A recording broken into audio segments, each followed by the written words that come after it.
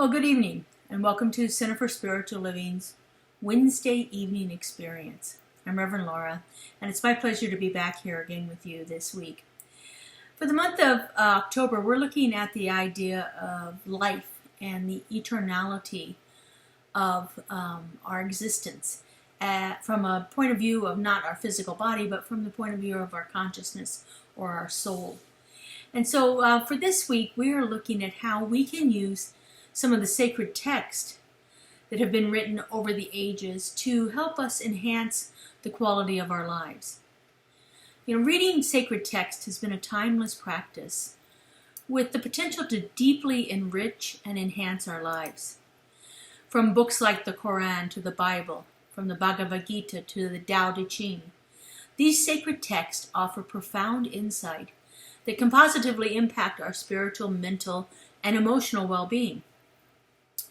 First off, these texts provide us with a moral compass, allowing us to move more towards virtuous behavior and encouraging ideas like empathy, forgiveness, kindness, compassion. By immersing ourselves in the teachings of these texts, we can cultivate a heightened sense of ethical awareness and a deeper understanding of our responsibilities to ourselves and to others. We really begin to look at how we interact and interrelate with other people through these practices that are most often spoke about in these sacred texts. Secondly, sacred texts can provide a source of solace and comfort when we are troubled. They provide us with a sense of hope and resilience during our challenging times. And it's through their timeless wisdom and encouragement that these texts can help give us help us move through moments of despair, offering a profound sense of hope, of inner strength, of courage to move beyond the circumstances that we find ourselves in. The spiritual solace derived from these words in these sacred texts can instill a sense of peace and serenity.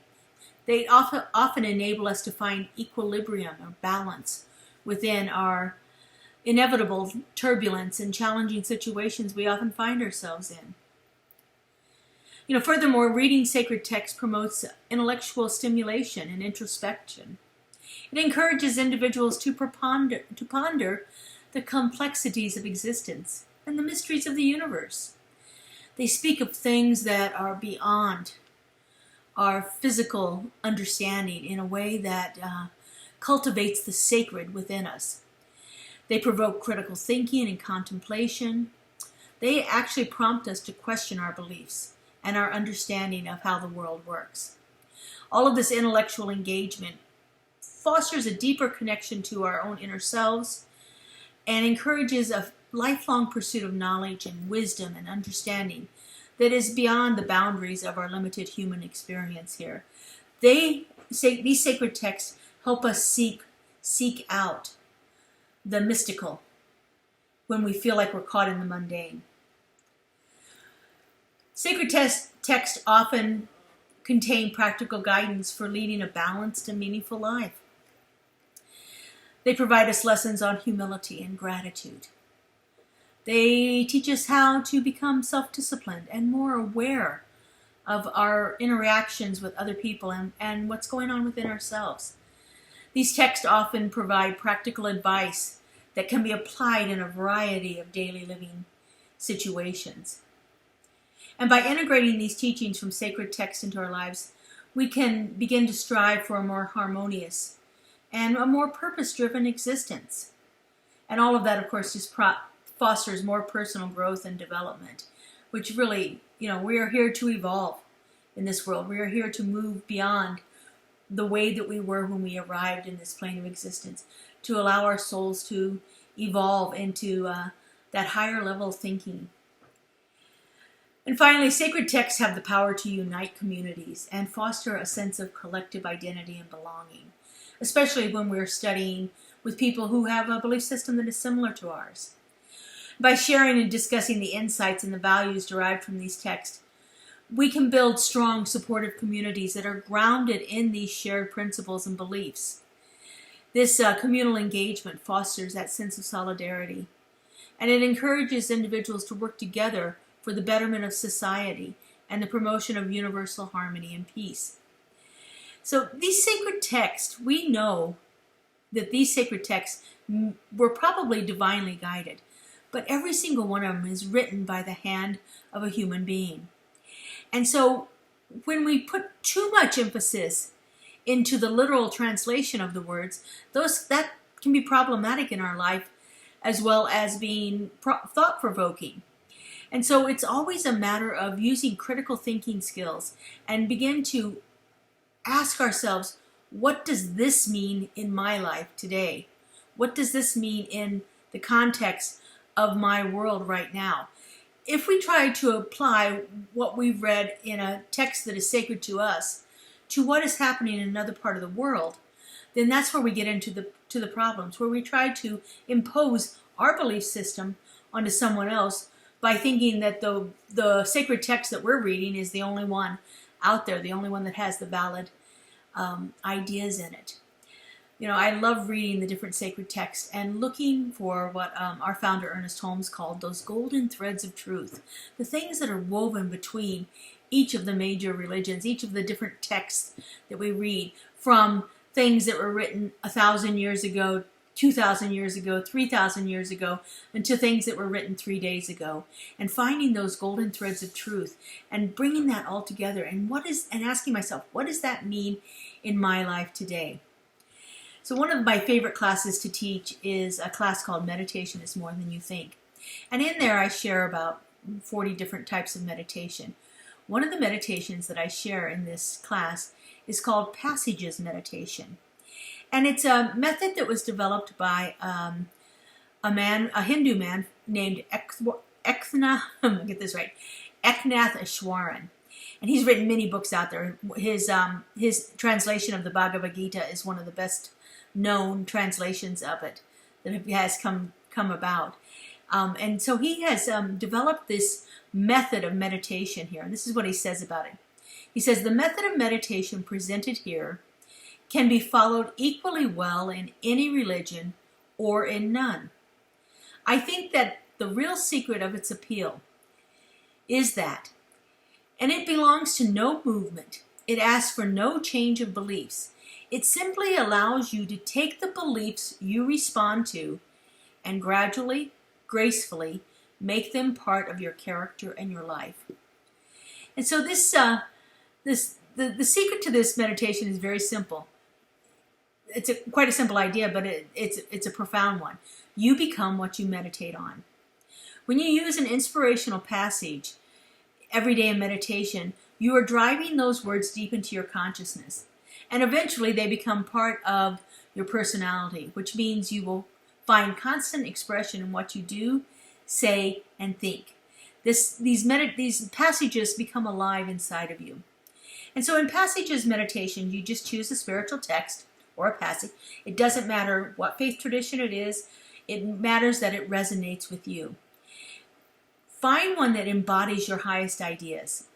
Memorize it, and then you go through the words slowly and silently and with as much concentration as possible. You can take the words and you can chunk them into little bits. You can take each word individually, and you just begin to contemplate, what does that word mean, and what does it mean for me? So what we're going to do when we do this is, first we're going to train our mind to stay on the words of the passages. And then we gradually begin to build the capacity to place our attention wherever we choose. And so then from there, we begin to reassemble the words back together and gradually become whatever we give our attention to. So one of the passages that I like to use oftentimes, and I'll use this one as an example, is from the Christian Bible, and it's "Be still and know." Be still and know. In fact, I believe it goes on to say, "Be still and know that I am God." And I think it's mentioned several times in there in different forms, maybe not exactly those words, but that idea is be still and know. For me, that is the essence of meditation, is to be still and know, to be still enough to allow something to come alive inside of me. And so you can take a passage like this and you can just repeat it over and over to yourself, be still and know. If your mind starts to drift away, you just say again, be still and know. Then you can start to chunk that into little bits, like you might say, be still. And ponder, what does it mean to be still? Am I being still right now? What does stillness inside of me feel like? And just begin to really let that short phrase, those two little words, come alive inside of you. And then you can move on to the second part, and know. And know what? What does it mean to know? What is it I am to know? And then you could go back together, put it back together, be still and know. And ponder that for a while. You could actually take it and break it into each individual word. Be. What does it mean to be? If I am being, how am I feeling? Then take the word still. What does it mean to be still? What does still feel like inside of me? And is that word that brings things together. What am I bringing together in here?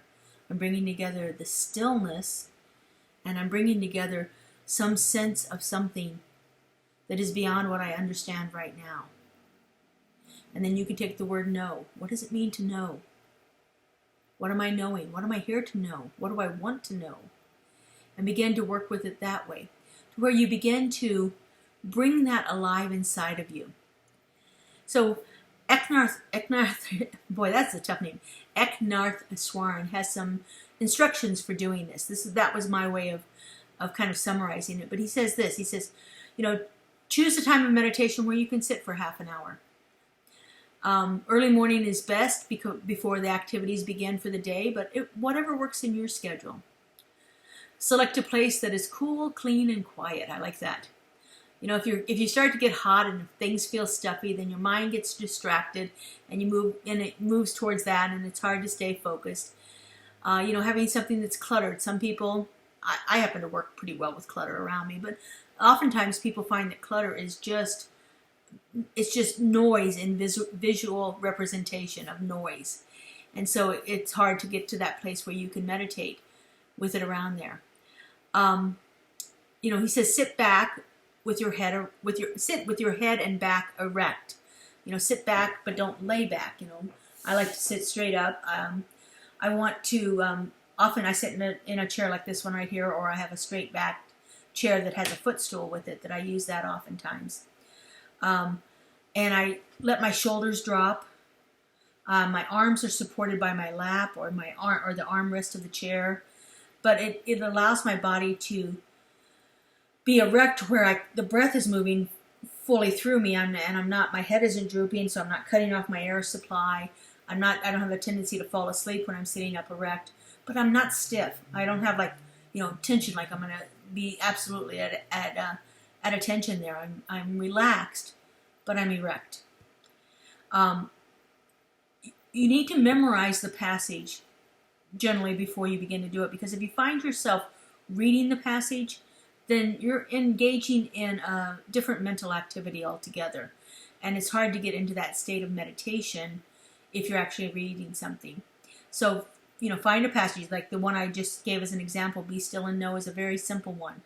You could go on and choose something else. Another phrase I love from the Christian Bible, actually I think it's from the Old Testament, is, and I paraphrase it, but the place on which I stand is holy ground, for God is there.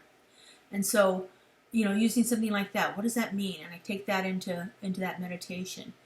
You could take something like a poem from Rumi. And again, it's not so much that it's exactly what they're saying, but make it real for you. So, I love his poem, out between ideas of wrongdoing and right doing, there is an empty field. I'll meet you there. And when two souls lie down upon the grass, words like you and I stop making any sense. Something I've memorized, something I pull out, something that means a great deal to me, and because I have taken time and contemplated it and brought it forth. So whatever that is, find something that you can memorize. Eknath suggests that you start with the prayer of St. Francis of Assisi. I find that's a little too long for me. It's a beautiful prayer. I love the prayer. But it's a little too long for me to have memorized it. And so I like these shorter phrases myself better. And he says just to close your eyes and begin to go slowly in your mind through the words. You're not saying them out loud like I've been saying them out loud to you as part of this video, but you're saying it silently in your own mind. And, just allow that positive inspirational passage from one of the world's great spiritual traditions to come alive inside of you.